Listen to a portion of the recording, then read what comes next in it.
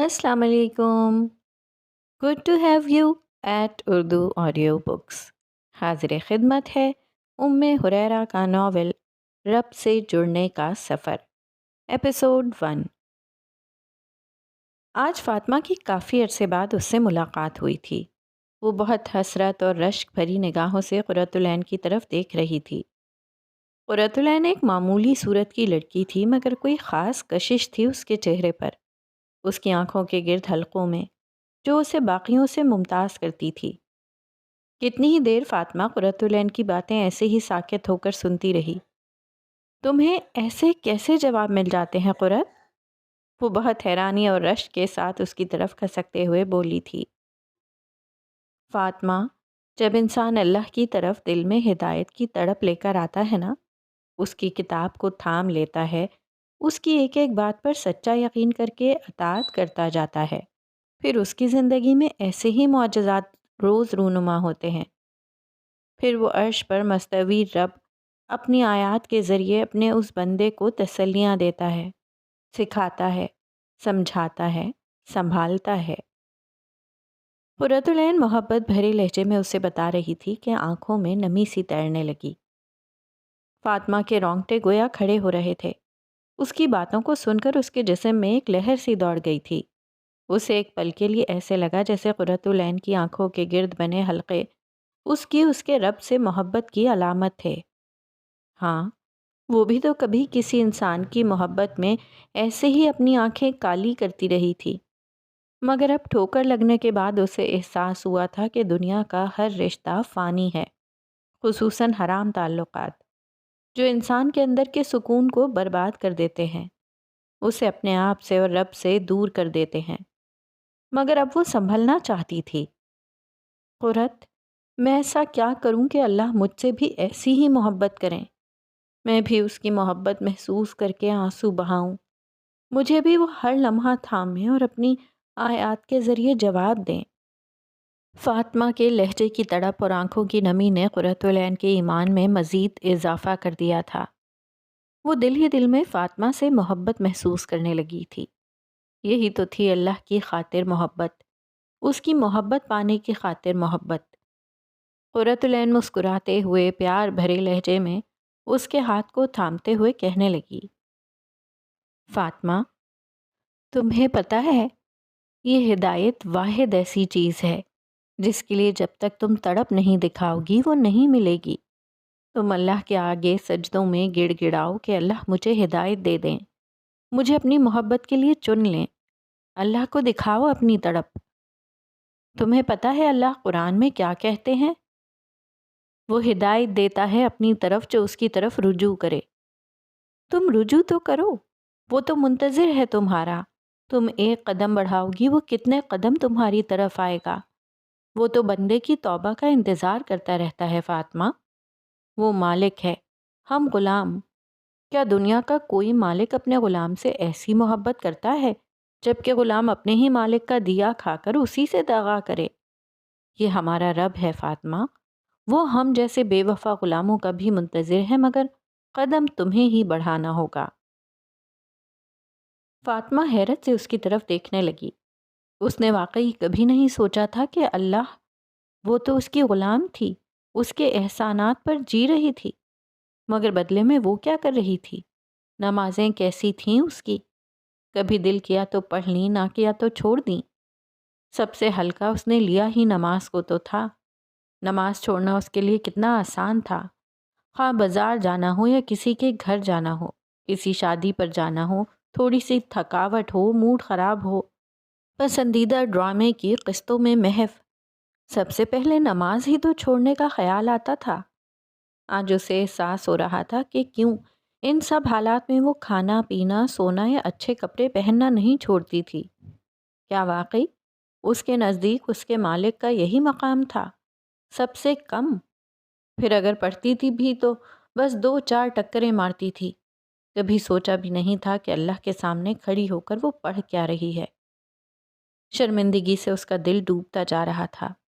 وہ کیسے پلٹے اب، کس منہ سے جائے اس کے پاس کہ جس کی تھالی میں کھا کر وہ چھید کرتی رہی ہے.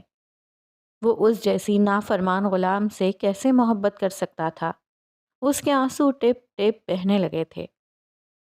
فاطمہ کے بہتے ہوئے آنسو دیکھ کر قرۃ العین محبت سے آگے بڑھی اور اسے گلے سے لگا لیا۔ گلے لگتے ہی فاطمہ نے ہچکیوں سے رونا شروع کر دیا۔ قرۃ العین ہلکی سی مسکراہٹ کے ساتھ اسے گلے سے لگائے کتنی ہی دیر خاموشی سے اس کی کمر کو سہلاتی رہی۔ قرۃ العین بھی اسی راستے سے گزر کر آئی تھی۔ وہ سمجھ سکتی تھی کہ فاطمہ کس کرب سے گزر رہی ہے۔ بعض اوقات انسان کو واقعی کوئی ایسا ساتھ چاہیے ہوتا ہے جو اس کے اندر کے اٹھتے ہوئے شور کو خاموش بہتے ہوئے آنسوؤں سے سمجھ جائے۔ ایسا ساتھ جسے میسر ہو وہ بہت خوش قسمت انسان ہے۔ قرۃ العین جانتی تھی کہ فاطمہ کو وقت چاہیے، اسی لیے وہ خاموش رہی، یہاں تک کہ فاطمہ نے روتے ہوئے پوچھا، قرۃ، کیا اللہ مجھے معاف کر دیں گے؟ میں نے اتنے بڑے بڑے گناہ کیے ہیں، میں نے اپنی ساری زندگی اس کی نافرمانی میں گزار دی ہے۔ مجھے اپنا کوئی ایسا نیکی کا کام یاد نہیں جس کی قبولیت کا مجھے یقین ہو۔ وہ کیسے معاف کریں گے مجھے؟ فاطمہ کے لہجے کی ندامت دیکھ کر قرۃ العین نے اسے خود سے جدا کیا اور اس کا روتا ہوا گلابی چہرہ اپنے دونوں ہاتھوں میں تھامتے ہوئے کہنے لگی، اللہ کیسے معاف نہیں کریں گے چندا؟ وہ بہت غفور الرحیم ہیں۔ انسان جب اپنے دل میں سچی ندامت لے کر ان کے حضور توبہ کرتا ہے نا، اپنے گناہوں کا اعتراف کر کے ان سے معافی مانگتا ہے، اس گناہ والی زندگی کو چھوڑ دیتا ہے، تو اللہ خود بڑھ کر اسے تھامتے ہیں۔ مگر قرۃ، میرے گناہ کوئی چھوٹے گناہ تو نہیں ہے نا؟ فاطمہ اس بات کی مزید یقین دہانی چاہتی تھی کہ کیا اللہ اسے واقعی معاف کر دیں گے۔ اچھا رکو، میں تمہیں کچھ دکھاتی ہوں۔ قرۃ العین جانتی تھی کہ فاطمہ کو کیسے یقین دلایا جا سکتا ہے۔ وہ اٹھ کر اپنی الماری کی طرف گئی اور اس میں سے اپنا قرآن نکالنے لگی۔ وہ سفید، نفیس اور خوبصورت جلد والا قرآن تھا جسے دیکھ کر ہی محسوس ہو رہا تھا کہ اس کی بہت محبت سے حفاظت کی گئی ہے۔ فاطمہ ٹکٹکی باندھے اس قرآن کو دیکھے جا رہی تھی۔ وہ یاد کرنے کی ایک ناکام کوشش کرنے لگی کہ اس نے آخری بار قرآن کب پڑھا تھا۔ فاطمہ، تو مجھ سے پوچھ رہی تھی نا کہ مجھے کیسے یہ کتاب میرے سوالوں کے جواب دیتی ہے؟ یہ دیکھو۔ قرۃ العین نے قرآن کھولا اور فاطمہ کے سامنے کر دیا۔ لو، تمہارے پہلے سوال کا جواب۔ قرۃ، میرا وضو نہیں ہے۔ فاطمہ شرمندہ ہوئی۔ کوئی بات نہیں، تم ایسے ہی دیکھ لو چندا، میں نے پکڑا ہوا ہے۔ قرۃ العین نے مسکراتے ہوئے نرمی سے کہا۔ فاطمہ نے بہت سے دیندار لوگ دیکھے تھے، وہ ہمیشہ ان کے بارے میں ایک بدگمانی کا شکار رہی تھی کہ یہ لوگ بس خود کو ہی بڑا نیک سمجھتے ہیں، مگر آج اسے محسوس ہو رہا تھا کہ اس کا یہ گمان درست نہیں تھا۔ سب لوگ ایک جیسے نہیں ہوتے۔ یہ تو اس کی اپنے دین سے دوری کی ندامت تھی جس کی وجہ سے وہ دیندار لوگوں کا سامنا کرنے سے کتراتی تھی۔ واقعی کچھ باتوں کو سمجھنے کے لیے وقت درکار ہوتا ہے۔ کچھ حقیقتیں وقت سے پہلے آشکار ہو جائیں تو شاید اپنی قیمت کھو دیں۔ کچھ جذبات کی حقیقت بھی ایسی ہی ہوتی ہے، ان کی اصلیت ایک وقت کے بعد پتہ چلتی ہے۔ وہ اب بھی شرمندہ سی تھی۔ تو کیا واقعی مجھے بھی جواب دے گی یہ کتاب؟ کیا میں واقعی اس لائق ہوں؟ فاطمہ انہی سوچوں میں گم تھی کہ اس کی نظریں قرآن پاک کے کھلے صفحے پر جا کر ٹھٹک گئیں۔ فاطمہ ایک امیر گھرانے سے تعلق رکھتی تھی، ایسا گھرانہ جہاں بس ظاہری اور رسمی اسلام تھا کہ دل کیا تو کوئی نماز روزہ کر لیا، دل کیا تو چھوڑ دیا۔ کوئی فوتگی ہوئی تو 2-3 دن قرآن پڑھا اور پھر بند کر کے ریشمی غلافوں میں اونچی شیلف پر رکھ دیا جاتا۔ کوئی فضیلت والے ایام آتے تو ادھر ادھر سے جو کوئی بتاتا، کوئی وظائف یا نوافل، وہ اہتمام سے پڑھے جاتے، یہ جانے بغیر کہ اسلام میں ان کی کوئی حقیقت بھی ہے یا نہیں۔ ان کی فیملی چھوٹی سی تھی، 2 بھائی تھے، ان میں سے بڑا بھائی حیدر ڈاکٹر تھا اور ملک کے مشہور و معروف ہاسپٹل میں سرجن تھا، جبکہ دوسرا بھائی سیف ٹین ایج سے ہی بے راہ روی کا شکار ہو گیا تھا۔ والد نے ملک کی بہترین اور مہنگی یونیورسٹی میں اس کا داخلہ کروایا تھا، مگر صاحبزادے وہاں پڑھائی کے علاوہ باقی ہر کام کرنے جاتے تھے۔ فاطمہ ان دونوں بھائیوں سے چھوٹی تھی جو کہ یونیورسٹی میں BS کی اسٹوڈنٹ تھی۔ پڑھائی میں اچھی تھی، مگر ہر ایک کے ساتھ جلدی گھلتی ملتی نہ تھی۔ جو اس کے ٹیسٹ کا ہوتا اس کے ساتھ اس کی فوراً بن جاتی تھی۔ قرۃ العین اور فاطمہ دونوں کلاس فیلوز تھیں، جبکہ قرۃ العین ایک ایسے خاندان سے تعلق رکھتی تھی جہاں دن رات ایک کر کے محنت کی کمائی سے بچوں کو پڑھایا لکھایا جاتا ہے۔ وہ بہت محنتی لڑکی تھی۔ اس نے ایف ایس سی کے بعد قرآن سیکھنے میں 2 سال لگائے تھے اور مدرسے سے فارغ ہونے کے بعد یونیورسٹی میں ایڈمیشن لیا تھا۔ فاطمہ نے کبھی بھی خود قرۃ العین سے علیق سلیق نہیں کی تھی، مگر قرۃ العین ہمیشہ اپنی تمام کلاس فیلوز سے بہت اچھے اخلاق سے ملا کرتی تھی۔ وہ اس کلاس میں واحد لڑکی تھی جو مکمل پردے میں آتی تھی، مکمل سیاہ عبایا۔ اس کے پردے میں اس کی آنکھوں کے سوا کچھ نظر نہ آتا تھا، اور آنکھیں بھی وہ جو حیا سے بھری ہوئی اکثر جھکی ہی رہتی تھیں۔ اس کے پردے پر اکثر کلاس فیلوز اس کا مذاق بھی بناتی تھیں۔ کچھ نے تو اس کا نام بھی کالا کوا رکھا ہوا تھا، مگر وہ ہمیشہ ہی ایسی باتوں کو اسمائل کر کے اگنور کر دیتی تھی، کیونکہ وہ جانتی تھی اسے اس کے رب نے یونیک بنایا ہے، تو وہ احساس کمتری کا شکار ہو کر اس دین اور ہدایت کی نعمت کی ناشکری نہیں کر سکتی تھی۔ فاطمہ نے کبھی اس طرف دھیان نہیں دیا تھا، مگر اب حالات نے ایسی کروٹ لی تھی کہ فاطمہ کو قرۃ العین کے پاس آنا پڑا۔ فاطمہ کی نظریں قرآن پر جمی مسلسل پھیلتی جا رہی تھیں۔ اسے ایسا لگ رہا تھا کسی نے اس کا دل مٹھی میں لیا اور پھر مٹھی کو زور سے بھینچ لیا ہو۔ وہ اپنی ہی جگہ سن ہو کر رہ گئی تھی۔ واقعی اس کے ابھی تھوڑی دیر پہلے کیے ہوئے سوالوں کا جواب اس کے سامنے موجود تھا۔ ایسا کیسے ہو سکتا تھا؟ اس نے تو کبھی قرآن کو ایسے نہیں سمجھا تھا۔ اس نے تو بچپن سے یہی سیکھا تھا کہ اس قرآن کو ثواب حاصل کرنے کے لیے پڑھا جاتا ہے۔ اس کا ادب اتنا کرنا ہے کہ اس کو اپنے پیچھے نہیں رکھنا۔ آج اسے احساس ہو رہا تھا کہ اب تک تو وہ اس عظیم کتاب کی بے ادبی کرتی آئی تھی۔ اب تک تو اس نے اس کتاب کو اپنے پیچھے ہی ڈالے رکھا تھا۔ شیطان بھی کیسے کیسے کھیل کھیلتا ہے۔ جس کتاب کے ذریعے جنت کا رستہ ملنا تھا اسی کو بھلوا کر دنیا کو جنت بنانے کے خواب لوگوں کو دکھانے میں مصروف تھا۔ حتیٰ کہ زندگی کی ان لمبی لمبی امیدوں نے مسلمانوں کو ان کے دلوں کی پرسکون جنت سے محروم کر دیا تھا۔ اس کا ذہن بے انتہا الجھ چکا تھا۔ وہ سمجھ نہیں پا رہی تھی کہ آخر اس کے ساتھ کیا ہو رہا ہے۔ اس کے سامنے اللہ کی روشن آیات موجود تھیں۔ کیا وہ واقعی اس کے لیے وہاں موجود تھیں؟ اے پیغمبر، میری طرف سے لوگوں کو کہہ دو کہ اے میرے بندوں جنہوں نے اپنی جانوں پر زیادتی کی ہے، خدا کی رحمت سے نا امید نہ ہونا۔ خدا تو سب کو بخش دیتا ہے اور وہ تو بخشنے والا مہربان ہے۔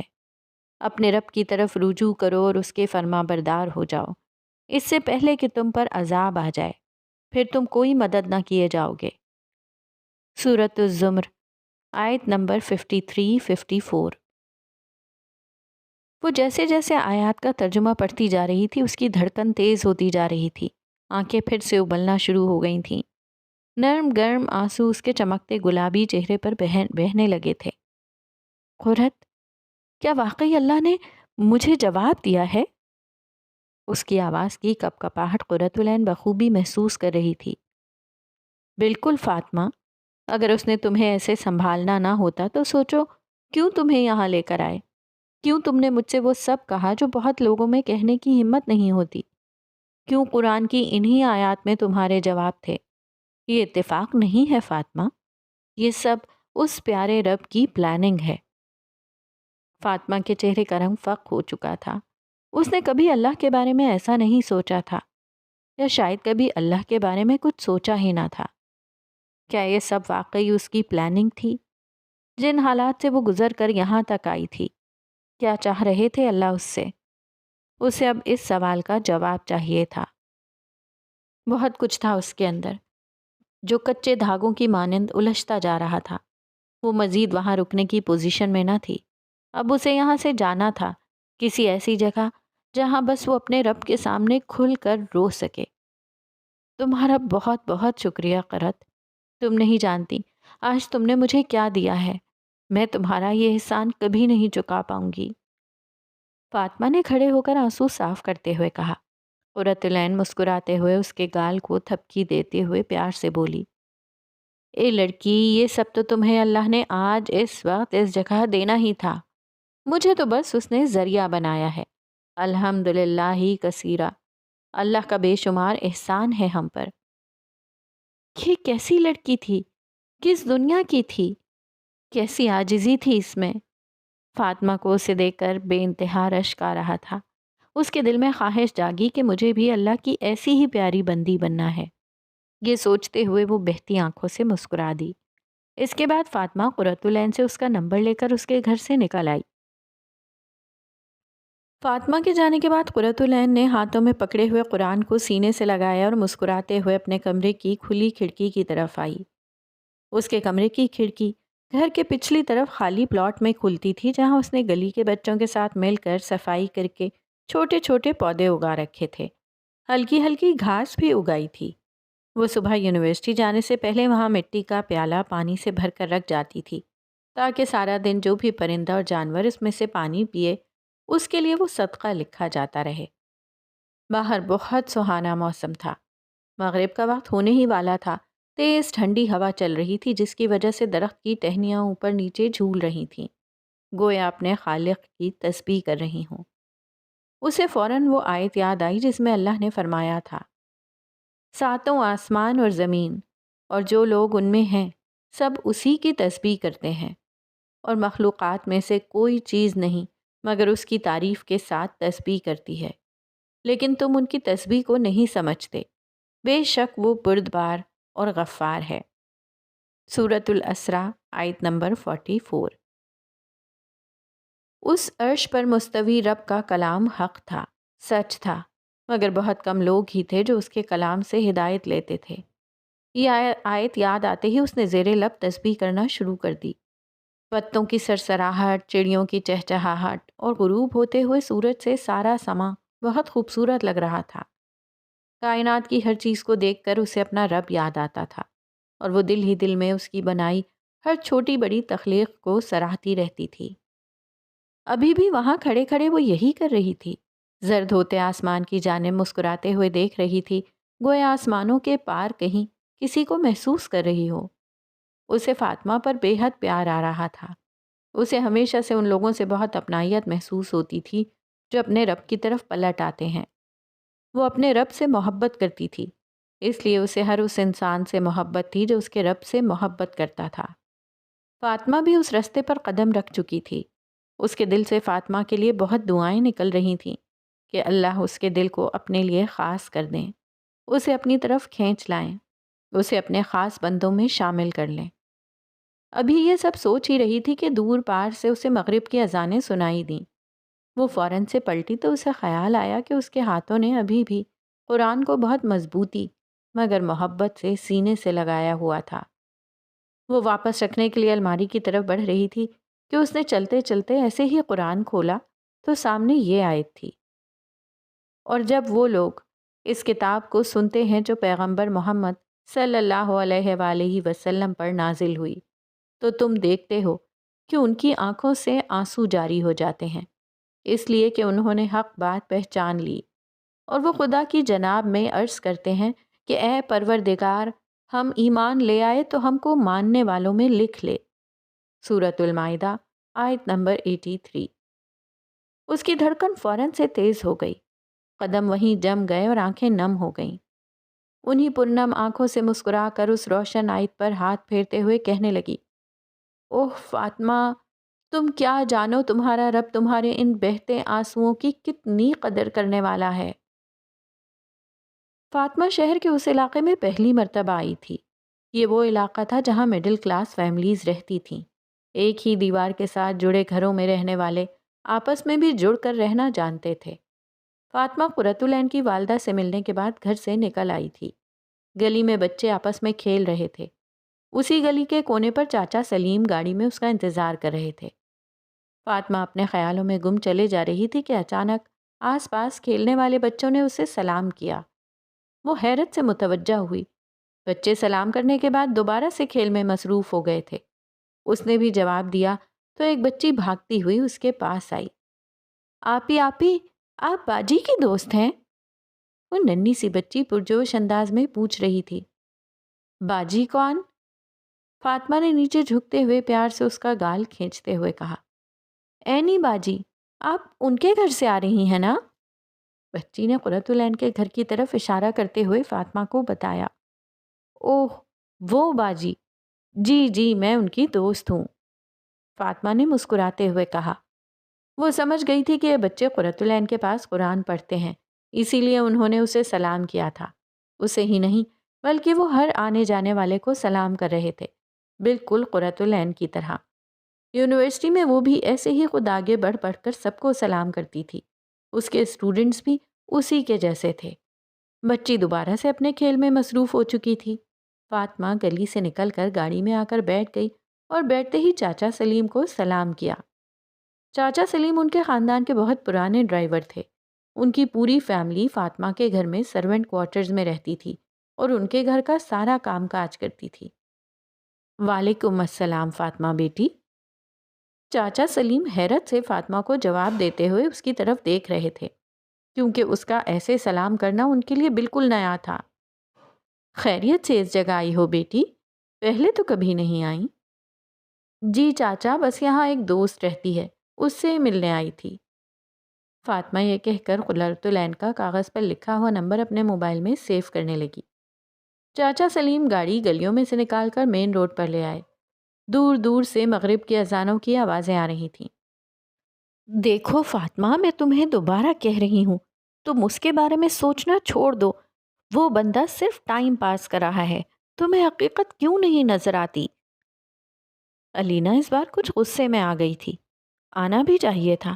کتنے ماہ ہو گئے تھے اسے فاطمہ کو سمجھاتے سمجھاتے کہ سفیان سے بچ کر رہے، وہ صرف اس کے ساتھ ٹائم پاس کر رہا ہے۔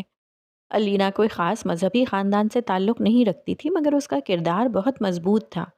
اسے اپنی لمٹس کا بخوبی اندازہ تھا۔ اسے اپنے والدین کی عزت کا بھی خیال تھا کہ اگر اس کے والدین اتنی محنت اور امیدوں سے اسے مہنگی یونیورسٹی میں پڑھا رہے ہیں تو اسے بدلے میں انہیں دھوکہ نہیں دینا۔ اسے اپنے نفس کے لیے اپنوں کو اذیت نہیں دینی۔ اگرچہ فتنہ ہر طرف تھا، یونیورسٹی کا ماحول بے حیائی سے بھرپور تھا۔ ہر طرف لڑکے لڑکیاں کپل کی صورت میں نظر آتے تھے۔ ایسا لگتا تھا وہاں پڑھائی سے زیادہ ایسی دوستیاں اہم تھیں۔ علینا فاطمہ سے 2 سال بڑی تھی۔ اس کی تربیت بھی ایسی ہوئی تھی کہ وہ سمجھدار تھی۔ وہ مزید فاطمہ کو اذیت میں نہیں دیکھ پا رہی تھی۔ آج بھی یونیورسٹی کے لان میں بیٹھی وہ اسے سمجھا رہی تھی۔ میں کیا کروں علینا؟ میں خود بھی تھک چکی ہوں۔ مجھے ایسے لگتا ہے جیسے مجھے کسی چیز نے اندر سے جکڑ لیا ہو۔ اس اذیت نے مجھے بے چین کر کے رکھا ہوا ہے۔ ہمیشہ کی طرح فاطمہ آج بھی رو دی تھی، مگر آج وہ بہت تھکی ہوئی دکھائی دے رہی تھی۔ علینا جانتی تھی کہ وہ اس سب سے جان چھڑانا چاہتی ہے، مگر اسے رستہ نہیں مل رہا۔ اسے فاطمہ پر بہت ترس آ رہا تھا۔ علینا، میں نے اسے بہت سی لڑکیوں کے ساتھ دیکھا ہے۔ میں جانتی ہوں میرے ساتھ صرف ٹائم پاس کر رہا ہے۔ میں نے کوشش بھی کی ہے خود کو دور رکھنے کی۔ میں نے اس کا نمبر، اس کا اکاؤنٹ، سب کچھ بلاک کر دیا، مگر میں اس دل کا کیا کروں؟ اس کے ہاتھوں پھر سے مجبور ہو جاتی ہوں۔ بتاتے بتاتے فاطمہ دونوں ہاتھ چہرے پر رکھ کر رو دی تھی۔ اگرچہ اس کے والدین کی طرف سے اس پر کوئی ایسی پابندی نہ تھی، مگر وہ کہتے ہیں نا کہ جب ضمیر زندہ ہو تو انسان کو برائی پر چین سے نہیں بیٹھنے دیتا۔ اللہ نے ہر انسان کے اندر اس کی اچھائی اور برائی الہام کر رکھی ہے۔ یہ بھی حقیقت ہے کہ انسان کا نفس برائی کی طرف مائل ہوتا ہے، لیکن اگر وہ اسے روک نہ لگائے، اس کے گرد تقویٰ کی دیواریں کھڑی نہ کرے، تو وہ اس برائی کے جال میں پھنس جاتا ہے اور پھر اذیت اور بے چینی کے سوا کچھ ہاتھ نہیں آتا۔ اس کا بھی یہی حال تھا۔ اس نے پہلے قدم پر ہی خود کو روک نہ لگائی تھی۔ وہ جانتی تھی کہ تعلق جائز نہیں ہے۔ یہ وہ سراب ہے جو دور سے سہانا لگتا ہے، مگر پاس جانے سے مایوسی اور اذیت کے سوا کچھ ہاتھ نہیں آتا۔ مگر پھر بھی ہر روز سفیان سے چیٹنگ کرنا اور اس کو اپنی پکس بھیجنا اس کا معمول بن گیا تھا۔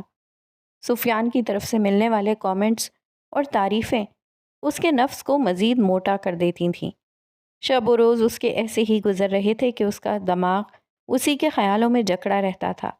وہ گناہوں کی گہری کھائی میں گرتی چلی جا رہی تھی، ایسے جیسے اس کھائی کی گہرائی سے اسے کوئی اپنی طرف کھینچ رہا ہو، مگر اس کے اندر بیٹھا اس کا ضمیر اسے بار بار جھنجھوڑ رہا تھا کہ گہرائی میں صرف رسوائی ہے، ابھی وقت ہے، گرنے سے پہلے خود کو چھڑوا لو۔ السلام علیکم قرت۔ قرۃ العین یونیورسٹی کے کوریڈور کی سیڑھی پر بیٹھی اپنی فائل میں پیجز لگا رہی تھی کہ اچانک پیچھے سے فاطمہ آ گئی۔ اس نے بیبی پنک شرٹ کے ساتھ وائٹ ٹراؤزر پہنا ہوا تھا اور شیفون کا بیبی پنک دوپٹہ نفاست سے سر پر ڈالا ہوا تھا، مگر دوپٹے کے اندر کھلے بالوں کی لٹیں چہرے اور گردن پر آ رہی تھی، جنہیں وہ سائڈ پر کرتے ہوئے قرۃ العین کی طرف جھکی۔ اوہ فاطمہ! وعلیکم السلام ورحمۃ اللہ۔ بھائی کیسی ہو؟ فاطمہ کو دیکھ کر قرۃ العین نہایت گرم جوشی اور بھرپور مسکراہٹ کے ساتھ اس سے مخاطب ہوئی۔ فاطمہ اس کی مسکراہٹ اس کے سیاہ نقاب کی وجہ سے دیکھ نہیں پائی، مگر اس کی آنکھوں میں چمک اور والہانہ انداز سے ملنے والے جواب پر فاطمہ بھی مسکرا دی۔ میں ٹھیک ہوں، تم سناؤ کیسی ہو؟ میں بھی الحمدللہ ٹھیک۔ آؤ آؤ بیٹھو۔ قرۃ العین نے تھوڑا سا سائڈ پر سرکتے ہوئے فاطمہ کو جگہ دی اور فائل سائڈ پر رکھ کر اس کی طرف متوجہ ہوئی۔ فاطمہ کندھے سے اپنا بیگ اتارتی ہوئی اس کے ساتھ بیٹھ گئی۔ اس دن کے بعد آج فاطمہ کی قرۃ العین سے ملاقات ہوئی تھی۔ کچھ تھا اس میں جو فاطمہ کو اپنی طرف کھینچتا تھا۔ وہ اکثر نوٹ کرتی تھی کہ کلاس کی بہت سی لڑکیاں قرۃ العین سے بچ بچ کر رہتی تھیں، شاید وہ کسی انجانے خوف کا شکار تھیں، مگر فاطمہ کو اب احساس ہو رہا تھا کہ بظاہر اجنبی سے نظر آنے والے یہ لوگ اندر سے کتنے مخلص ہوتے ہیں۔ اس نے اور بھی دین والے دیکھے تھے، مگر قرۃ العین کی اللہ سے ایسی محبت اور تعلق اس نے پہلی مرتبہ دیکھا تھا۔ یہی وجہ تھی کہ آج وہ پھر سے اس کی طرف کھینچی چلی آئی تھی۔ قرۃ، تمہیں پتہ ہے اس دن میں تم سے مل کر واپس اپنے گھر آئی تو مغرب کا وقت جانے والا تھا۔ اس دن میں نے سب سے پہلے نماز ادا کی کہ میں مزید اپنے رب کے ساتھ بے وفائی نہیں کر سکتی۔ میں جب نماز کے لیے کھڑی ہوئی تو مجھے ایسا لگا کہ میں مزید نہیں کھڑی ہو پاؤں گی۔ میرے قدم بہت بوجھل ہو گئے تھے، دماغ معوف تھا، دل ایسے تھا جیسے نکل آئے گا، آنکھیں بہتی جا رہی تھیں۔ مجھے یاد نہیں کہ میں نے کیا پڑھا نماز میں، بس اتنا یاد ہے کہ پہلی رکعت کا پہلا سجدہ بہت سسکیاں لے لے کر روئی تھی۔ اس نماز کے بعد مجھے اپنے اندر ایک عجیب سا سکون محسوس ہوا تھا جو پہلے کبھی نہیں ہوا۔ اس کے بعد سے اب تک میں نے کوئی نماز نہیں چھوڑی۔ فاطمہ سامنے لان میں گھاس پر نظریں جمائے میکان کے انداز میں سب کہے جا رہی تھی۔ قرۃ العین حسب معمول مسکرا کر اس کی سب باتیں سن رہی تھی اور ساتھ میں الحمدللہ کہے جا رہی تھی۔ مگر قرۃ، نماز کے بعد مجھے سکون تو ملتا ہے، مگر وہ وقتی ہوتا ہے۔ مجھے اپنے اندر بہت خلا محسوس ہوتا ہے۔ مجھے سمجھ نہیں آ رہی کہ کیا وجہ ہے۔ دیکھو اب تو میں اسے بھی چھوڑ چکی ہوں جو مجھے اللہ سے غافل کیے ہوئے تھا، مگر پھر بھی مجھے ایک عجیب سی تشنگی رہتی ہے، میرا دل مضطرب رہتا ہے۔ قرۃ، میں نے تو سنا تھا کہ اللہ کے ذکر سے دلوں کو سکون ملتا ہے، پھر مجھے کیوں نہیں ہر وقت وہ سکون ملتا؟ وہ روحانسی ہو رہی تھی، ایسے جیسے اپنے آنسو اور اندر کی اذیت کو مزید اندر دبانا چاہ رہی ہو، مگر قرۃ العین سمجھ رہی تھی کہ اس کی بے سکونی کی کیا وجہ ہے۔ اس نے مسکرا کر کہا، فاطمہ، پتہ ہے ہم انسانوں کی زندگی کا انحصار روح اور جسم دونوں پر ہے۔ اگر یہ روح ہمارے جسم سے نکل جائے نا تو یہ جسم بیکار ہے، یعنی ہماری زندگی کا اہم ترین پارٹ ہماری روح ہے، جس کا ہم نے بہت خیال رکھنا ہے۔ مگر آج کی اس ظاہریت پرستی کی دنیا میں ہم نے ظاہری جسم کو تو بہت توجہ دی ہے، مگر اپنے اندر کی نظر نہ آنے والی روح کو بالکل اگنور کر دیا۔ یہی وجہ ہے کہ خوبصورت جسموں میں بے چین دل دھڑکتے ہیں۔ لوگوں کو لگتا ہے کہ وہ ظاہری کھیل کود اور ہنسی مذاق سے خود کو خوش رکھ سکتے ہیں، مگر یہ بالکل غلط ہے۔ آپ کے جذبات کا تعلق آپ کے دل سے ہوتا ہے اور دل کا تعلق روح سے ہے۔ اس روح کی ضروریات پوری کرنے سے ہی انسان کو سکون مل سکتا ہے۔ مگر قرۃ، میں تو اب نماز پڑھتی ہوں، دعائیں بھی مانگتی ہوں، کیا اس سے میری روح کی ضرورت پوری نہیں ہو رہی؟ فاطمہ اس کی باتیں سن کر حیران سی تھی۔ فاطمہ دیکھو، نماز فرض ہے، یہ بالکل ہماری روح کی ضرورت ہے، مگر صرف نماز پڑھنا کافی نہیں ہے۔ تم خود بتاؤ، ہم سارا دن صرف کھانا کھائیں پانی نہ پئیں، کیا اس سے ہماری ضرورت پوری ہوگی؟ فاطمہ نے نفی میں سر ہلایا۔ بالکل اسی طرح ہمارے لیے نماز کے ساتھ اور بھی کام بہت ضروری ہیں جو ہماری روح کی ضرورت پوری کریں گے۔ نماز میں تم اللہ سے سرگوشی کرتی ہو، مگر کیا تمہیں معلوم ہوتا ہے کہ اللہ تم سے کیا چاہ رہے ہیں؟ فاطمہ نے پھر سے اداسی کے ساتھ سر نفی میں ہلا دیا۔ یہی وجہ ہے کوئی بھی تعلق تب تک فائدہ مند نہیں جب تک یک طرفہ ہو۔ تمہیں اللہ کے ساتھ تعلق قائم کرنا ہے نا، تو سب سے پہلے خود پر کام کرنا ہوگا۔ فاطمہ کے لیے یہ سب باتیں بہت گہری مگر نئی تھیں۔ اسے ایسے لگ رہا تھا جیسے اس کے ذہن سے پردے چھٹتے جا رہے ہوں۔ اسے واقعی اب اپنا مسئلہ سمجھ آنے لگا تھا۔ اسے جاننا تھا کہ اللہ اس سے کیا چاہتے ہیں، مگر کیسے؟ اس کی سوالیہ نظریں اب آسمان کی طرف اٹھ گئی تھیں۔ وہ اندھیری کھائی میں گرتی ہی جا رہی تھی۔ اس کا جسم بری طرح سے کانپ رہا تھا۔ وہ حلق پھاڑ کر چیخنا چاہ رہی تھی مگر آواز ساتھ نہ دے رہی تھی۔ اس نے ہوا میں بہت ہاتھ پاؤں مارے مگر کوئی سہارا ہاتھ نہ آیا۔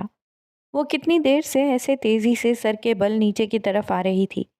وہ اندھیرے میں آنکھیں پھاڑ کر دیکھنا چاہ رہی تھی مگر کچھ بھی نظر نہ آیا۔ شدید خوف کے مارے وہ کیفیت تھی کہ آنسو بھی جیسے حلق میں گولے کی صورت میں جمع ہو کر اس کا سانس لینا دشوار کر رہے تھے۔ بہت زور لگانے پر آخر ایک لفظ اس کے منہ سے نکلا اور ساتھ ہی اس کا جسم کسی پر نور اور روشن سی جگہ پر نرم ملائم سبز گھاس پر آ کر گر گیا۔ وہ اچانک سے اٹھ کر بیٹھ گئی۔ وہ بری طرح سے ہانپ رہی تھی۔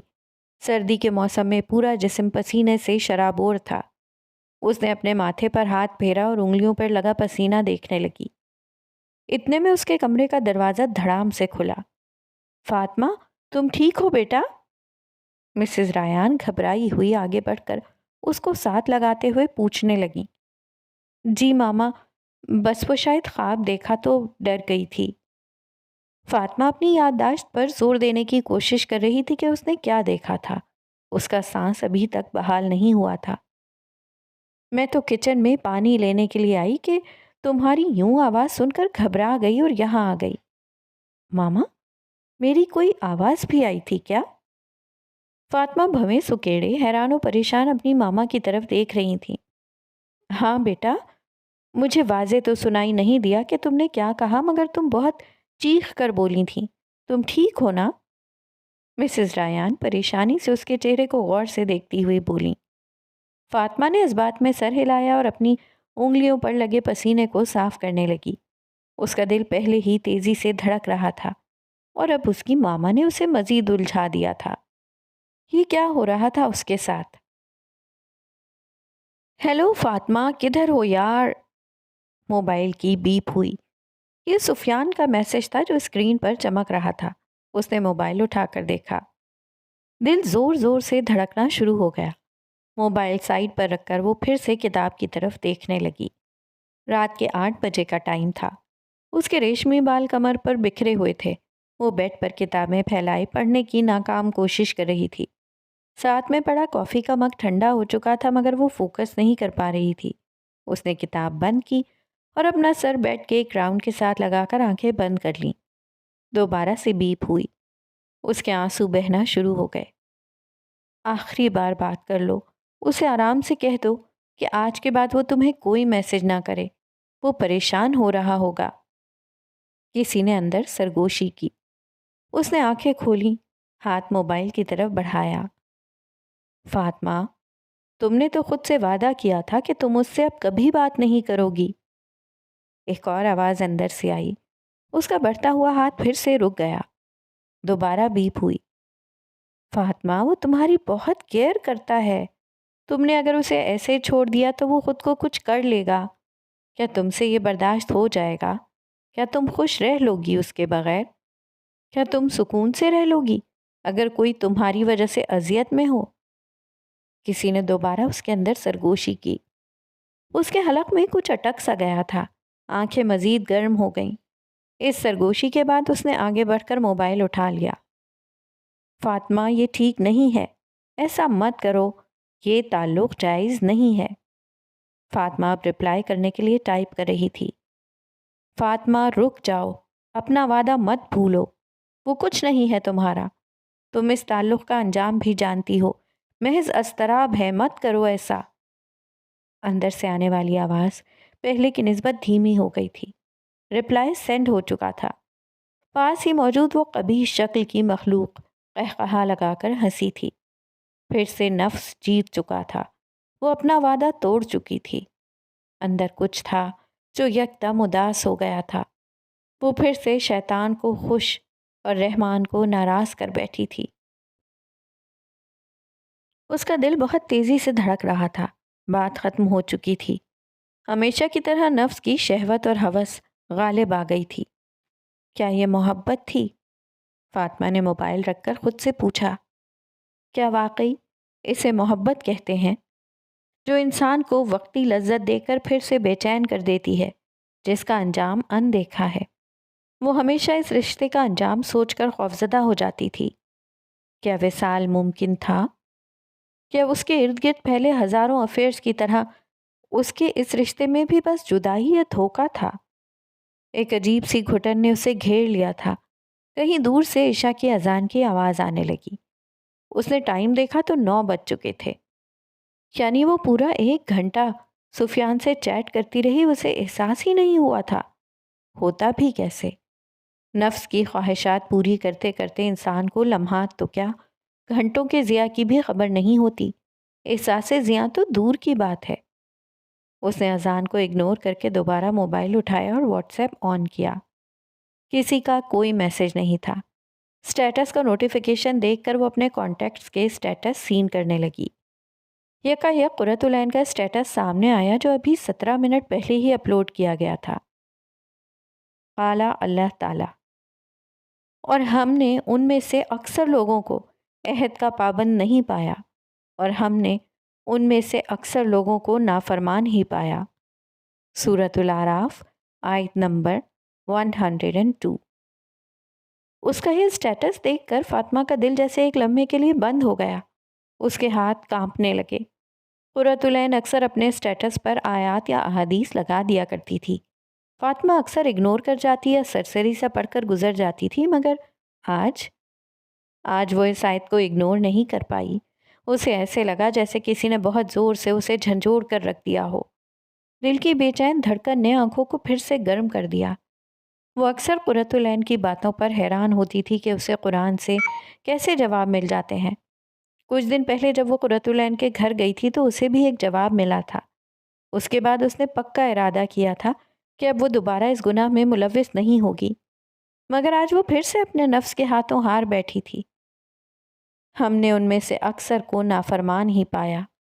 یہ اللہ کے الفاظ تھے، 7 آسمانوں کے پار سے آئے اس کے رب کے کلمات۔ یہ 1400 سال پہلے نازل شدہ الفاظ آج کیسے اس کی سچویشن کے بارے میں جواب دے رہے تھے؟ نافرمان؟ ان کو یعنی مجھے؟ میں نافرمان؟ ہاں، میں پھر سے نافرمانی کر بیٹھی۔ موبائل سائٹ پر رکھ کر وہ فوراً سے واش روم کی طرف بھاگی اور وضو کر کے جائے نماز بچھا لی۔ آنسو زار و قطار بہہ رہے تھے، جسم مسلسل کانپ رہا تھا۔ نماز کے بعد اس نے کانپتے ہوئے ہاتھ اٹھائے۔ او اللہ تعالیٰ، I am sorry, really sorry. میں پھسل گئی، میں پھر سے پھسل گئی۔ آپ نے صحیح کہا، میں نافرمان ہی ہوں۔ میں اپنا وعدہ پورا نہ کر سکی۔ ہچکی بن چکی تھی۔ اللہ پلیز مجھے معاف کر دیں۔ آپ نے اس دن اپنی آیت کے ذریعے مجھے حوصلہ دیا تھا کہ آپ سب گناہ معاف کر دیتے ہیں، مگر دیکھیں آج میں پھر سے گناہ کر بیٹھی۔ اللہ تعالیٰ پلیز مجھے نافرمان نہیں بننا، مجھے بھی قرۃ کی طرح آپ کی پیاری بندی بننا ہے۔ اللہ پلیز، میں کمزور پڑ رہی ہوں، میرے دل کو سنبھال لیں پلیز اللہ۔ چہرہ ہاتھوں میں چھپائے وہ بچوں کی طرح بلک بلک کر رو رہی تھی۔ روتے روتے وہ سجدے میں گر گئی۔ زمین اس کی ندامت میں ڈوبی سسکیوں کی گواہیاں سمیٹ رہی تھی، حتیٰ کہ اس کے دل پر سکینت نازل ہونے لگی اور اسے پتہ ہی نہیں چلا کب وہ نیند کی آغوش میں چلی گئی۔ شہریار رکو، امی امی دیکھیں اس کو، یہ مجھ سے مار کھا لے گا، میں کہہ رہی ہوں۔ نائلہ شہریار کے پیچھے ننگے پاؤں بھاگ رہی تھی۔ جو مذاقن اس کا موبائل اس کے ہاتھ سے چھین کر بھاگ رہا تھا۔ دونوں بہن بھائیوں کی ازلی محبت اور چھیڑ چھاڑ ان کے گھر کا معمول تھی۔ شہریار نائلہ سے 1 سال چھوٹا تھا۔ دونوں ایک ہی یونیورسٹی میں پڑھتے تھے۔ روز دونوں کی شرارتوں اور پیار بھری لڑائیوں سے ان کی ماں بہت محظوظ ہوتی تھی، اور شاید دونوں بہن بھائی اپنی ماں کو خوشی کرنے کے لیے ایسا کرتے تھے۔ ان کے والد ان کے بچپن میں ہی فوت ہو گئے تھے۔ ماں نے تنہا مشقتیں کر کے ان کو پڑھایا لکھایا تھا، یہاں تک کہ آج وہ اس مقام تک پہنچ گئے تھے۔ شہریار سیکنڈ ٹائم کاروبار کے ساتھ ساتھ آن لائن جاب کرتا تھا، جس کی وجہ سے ان کا گزارا اللہ کے فضل سے اچھے سے ہو رہا تھا۔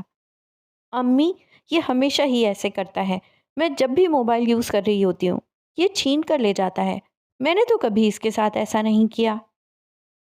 نائلہ روحاں سی ہو گئی تھی۔ اس کی ماں نے ہنستے ہوئے شہریار سے کہا، شہریار، بہن کو تنگ مت کیا کرو، تمہیں پتہ ہے نا کہ وہ کچھ عرصے کی مہمان ہے۔ شہریار قہقہا لگا کر ہنسا۔ نائلہ مزید چڑ گئی تھی۔ اسے یہ بات آگ کی طرح لگتی تھی، اور اس کی ماں ایسے موقع پر اسی بات سے ہی اس کو چھیڑا کرتی تھیں۔ یہ لیں بھائی، آپ تو مہمان ہیں اب کچھ عرصے کی۔ شہریار نے آنکھ مارتے ہوئے ماں کی طرف دیکھا اور ہنستے ہوئے موبائل واپس ہاتھ میں دے دیا۔ نائلہ نے چھیننے کے انداز میں موبائل لیا اور منہ چڑھاتی ہوئی واپس اپنے کمرے کی طرف مڑ گئی۔ اسے ایسے دیکھ کر دونوں ماں بیٹا ہنسنے لگے۔